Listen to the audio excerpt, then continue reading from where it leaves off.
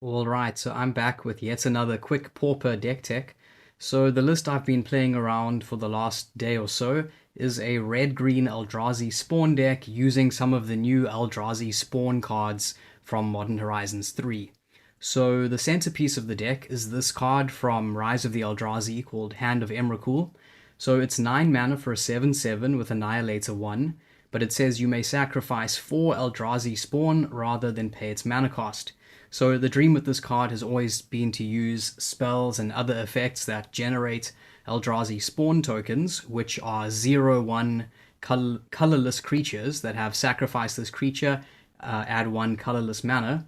So the idea is to use those and then sack them to cast Hand of Emrakul for its alternate cost. But up until Modern Horizons 3, the problem with that concept has been that the Eldrazi spawn generating cards just have not been that good. But in Modern Horizons 3, they have introduced several substantially improved Eldrazi spawn generating cards into Pauper, which I will get to in a second. So I've kind of updated that old shell and incorporated a lot of those new Modern Horizons 3 cards.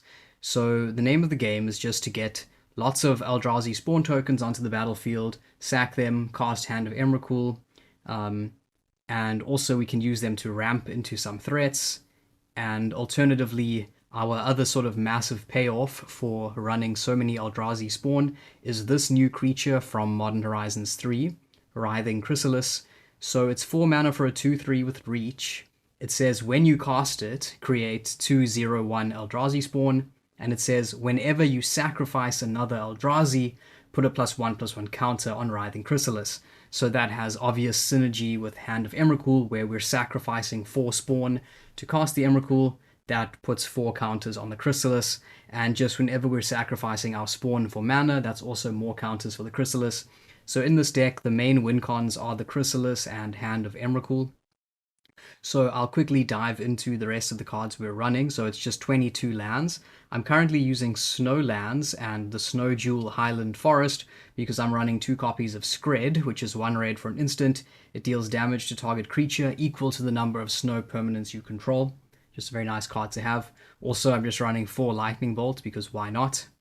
Then, in terms of our 2-drop slots, so first up, one of our most versatile little creatures is Nest Invader, which sees play in the mono-green Stompy lists, but here it's obviously very, very, very useful. So it's 2 for a 2/2. When it enters the battlefield, create a 0/1 Eldrazi spawn. Then, in terms of our other 2 mana cost cards, we have this new sorcery from Modern Horizons 3. 2 mana, it says reveal the top 4 cards of your library. You may put a permanent card from among them into your hand, put the rest into your graveyard, create a 0/1 Eldrazi spawn. So this is a way of digging for the Hand of Emrakul and the Chrysalis while also upping our spawn count. Then we also have Brood Birthing, 2 mana for a sorcery. It says, if you control an Eldrazi spawn, create 3 Eldrazi spawn. Otherwise, create 1 of them. So obviously, it's highly likely that we will have Eldrazi spawn, so this is generally 2 mana to create 3 spawn, which is a really great rate. And then finally, possibly the best of the Eldrazi spawn generators is this new sorcery from Modern Horizons 3, Glimpse the Impossible. So it's 3 mana. It says exile the top 3 cards of your library. You may play those cards this turn. At the beginning of the next end step, if any of those cards remain exiled, put them into your graveyard, then create an Eldrazi spawn token for each of those cards put into your graveyard. So this pulls double duty in that it can, just exile cards from the top that we then cast. So essentially, giving us cards to play. But even if we don't play the cards, or if we choose not to, this possibly generates 3 Eldrazi spawn for just 3 mana, or even nets us a card and generates 2 spawn. It's just a very, very great payoff and a great rate of return on this card in this deck. It just works so well. It like restocks your hand essentially and also ups your spawn count. So yeah, it's just fantastic. Then we just have and one more spawn generator from Modern Horizons 3 is Eldrazi Repurposer, 3 mana for a 3/3. It says when you cast it and when it dies, create a 0/1 spawn token. So it's kind of similar to the Nest Invader, but just 3 for a 3/3. And what's important to note about the Eldrazi Repurposer and the Chrysalis is that their token generating effects trigger when they're cast. So even if they're counted, we still get the tokens, which is kind of nice.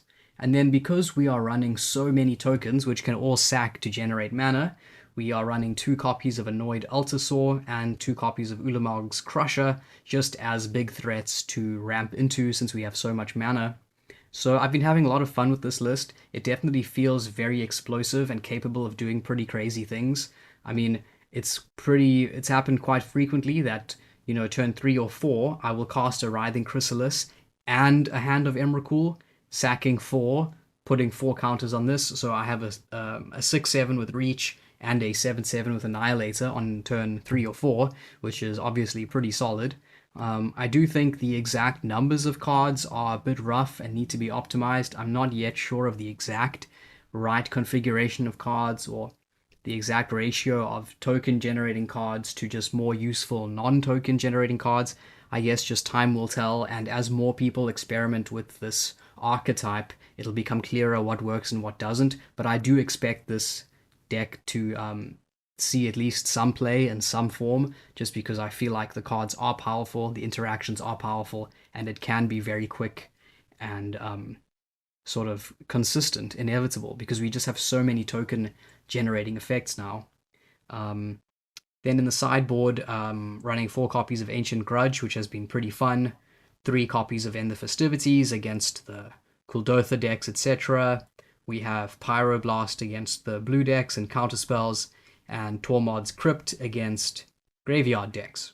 So obviously this is just a very rough shell. It's basically a starting point for brewing, but I certainly feel that it has potential. So as always, if you have ideas for the deck, please let me know. Same goes for other cards or decks you would like me to test out. If you enjoy the videos or would like to be kept up to date with the spicy lists that I'm going to be regularly posting from now on, please do consider subscribing. That really is the best way of helping the channel, and I do appreciate it. Alright, so I'll end it there. Thanks again for watching, and I will see you next time.